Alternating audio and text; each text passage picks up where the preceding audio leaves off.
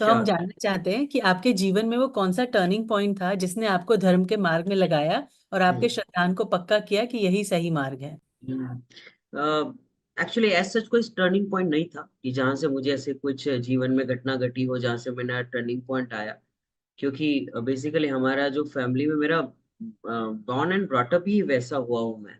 मतलब जब मैं गर्भ में था मेरे घर पे मैंने सभी को मेरे बड़े पापा सब विद्वान ही हैं। पहले से ही प्रवचन ये सब इसी में मैं पैदा हुआ हूं। तो मैं जब गर्भ में था तभी भी मुझे संबोधन मिलता था। मेरी मम्मी को रोज बड़े पापा कुछ न कुछ सुनाते थे समझाते थे। तो ऐसा समझो कि ऐसा कोई नहीं था। जब पैदा हुआ तब भी कान में नमोकार मंत्र ही आया था। जब मैं गर्भ में था मेरे माता मतलब मेरे पापा इस सब चीज की खोज पढ़ रहे थे जो अपने परमागम ऑनर्स में सेल्फ स्टडी में है। तो उसमें एक विवेक नाम का कैरेक्टर है। उनको बस उसी समय में हो गया था और पापा को वो कैरेक्टर बहुत अच्छा लगा तो उन्होंने कहा कि हम ये वाला नाम रखेंगे तो बस वहीं से फिर। और मेरा स्कूल और मैंने बचपन से ही मतलब मुझे ऐसा लगता था कि जो भी घर में पुरुष होते हैं वो विद्वान होते हैं। मेरा कोई दूसरा माइंडसेट ही नहीं था। जितने भी हमारे बड़े पापा अंकल मेरे अंकल शास्त्री हैं बड़े पापा सब प्रवचन ही करते थे तो मुझे ऐसा लगता था मंदिर जाना पूजन करना फिर प्रवचन करना और घर पे आके फिर व्यापार आदि करना ये जीवन होता है यही होता है इसके अलावा कुछ नहीं होता। तो दिमाग में ऐसे ही बैठा हुआ था कि विद्वान होता है मतलब पुरुष मतलब विद्वान। और ये स्वाध्याय करना पढ़ना घर पे आके क्या करना पढ़ना और सब इस प्रकार से। तो बस वो ऐसे ऐसे करते करते ये हो गया। और आपने टर्निंग पॉइंट की बात की तो अब ऐसा है कि जितने सिद्धांत गहराई से समझ में आते हैं जब वो क्लिक होते हैं वो दिन मेरे लिए हर दिन टर्निंग पॉइंट होता है। जब मैं ये समय सार जी ग्रंथ है मुक्ष्म प्रकाशक जी है बहुत सारे ऐसे अलग अलग ग्रंथों का अभ्यास करने पर जो वो चीजें क्लिक होती है ना कि एक द्रव्य दूसरे द्रव्य का कैसे नहीं करता तत्समय की योग्यता। ऐसा लगता है कि अब वापस से बैक नहीं होंगे ऐसा। बस वो सिद्धांत क्लिक वो श्रद्धा का विषय बने नॉट नॉलेज का। नॉलेज में तो मैं अच्छे से एक्सप्लेन कर दूंगा बिकॉज मेरा प्रोफेशन वो है। तो मैं चीजों को बहुत अच्छे से ये क्वेश्चन को मैं बहुत अच्छे से प्रेजेंट कर सकता हूँ पीपीटीज बना दी एक आध वीडियो दिखा दिया आपको और बहुत अच्छे से बोल दिया वैसा नहीं। अंदर से लगे कि नहीं यार ये बात एकदम परम सत्य तत्समय की योग्यता उसको गहराई से जाके महसूस करना उसको ऐसा कि वो ब्लड में आ जाए सिंक हो जाए ऐसे कि बस ये मेरे लिए ही था। बस वो दिन। और ऐसे ही पढ़ो जब भी आप भी पढ़ो ऐसा पढ़ो कि फिर वापस से उसको पढ़ने की जरूरत ना पड़े बस फिर तो अनुभव करो। एक बार शादी हो गई ना तो फिर रोज रोज क्या है मेरी पत्नी बस अब अनुभव करो ऐसा कि है बच्चा है अपना ऐसा। बस ऐसे ही आत्मा है रोज रोज का चिंतन करना। हूं तो हूँ बस अब उसको भोगे हम इस प्रकार से। तो सिद्धांतों को बस ऐसा करते करते तो जब भी मुझे ऐसा लगता है तो मैं इन सिद्धांतों का चिंतन करता हूँ और उसकी जितनी श्रद्धा है और गहराई में जाती है वो मेरे लिए टर्निंग पॉइंट है। बाकी दुनिया का कोई टर्निंग पॉइंट अब टर्निंग पॉइंट नहीं हो सकता है ऐसा है बस यही है जिनवाणी की बात जो आचार्य भगवान ने कही है।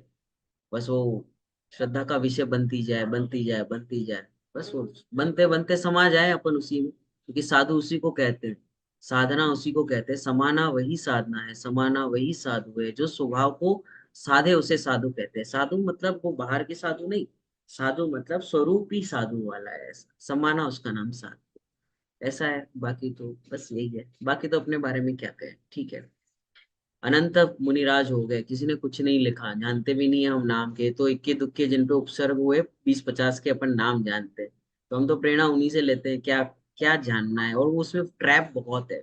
मैं भी एक्सप्लेन करने बैठू ये वो ऐसा किया वैसा किया खत्म। आपके वो जितने आंसर किए ना सब साइड हो जाएंगे और ये इंपॉर्टेंट लगने लगेगा। इसीलिए मुनिराज नहीं बताते अपने बारे में है ना। इसे समतभद्र आचार्य देव कहते हैं स्वरूप गुप्त होना। स्वरूप गुप्त है ऐसा। और जो बाहर की प्रशंसा आदि उसमें है तो फिर डिग्रियां चाहिए सब लगे रहो ऐसा।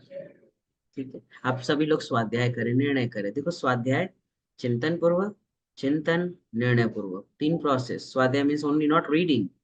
रीडिंग चिंतन पूर्वक और चिंतन निर्णय पूर्वक ये प्रोसेस होनी चाहिए। ठीक है एक दो लाइन बोल के पूरा करते हैं ना एकदम। तत्व सुन समझ चेत निज को समझ ले। सुन समझ चेत अभी जो बोला ना ऐसे स्वाध्याय चिंतन पूर्वक और चिंतन निर्णय पूर्वक। सुनना सुनने में सब आ गया स्वाध्याय सुनना समझना और सुनने से ज्यादा पढ़ने में ज्यादा फोकस करें।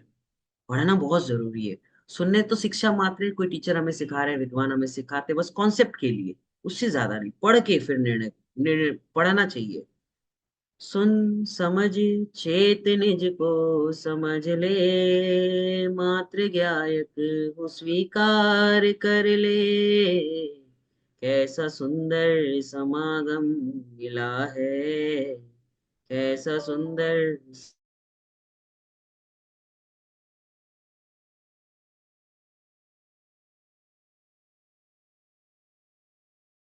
हैंग हो गया सर का शायद। बहुत सुंदर भजन था सर का ये।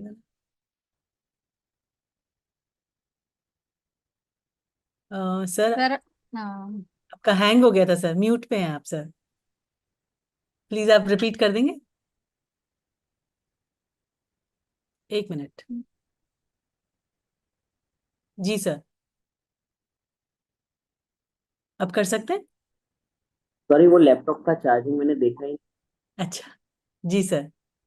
नहीं। चेत निज को समझ ले, मात्र गायक हूँ स्वीकार कर ले, कैसा सुंदर समागम मिला है, चूक जाने के काबिल नहीं है, हाथ में आया अवसर सुनहरा, चूक जाने के काबिल नहीं है।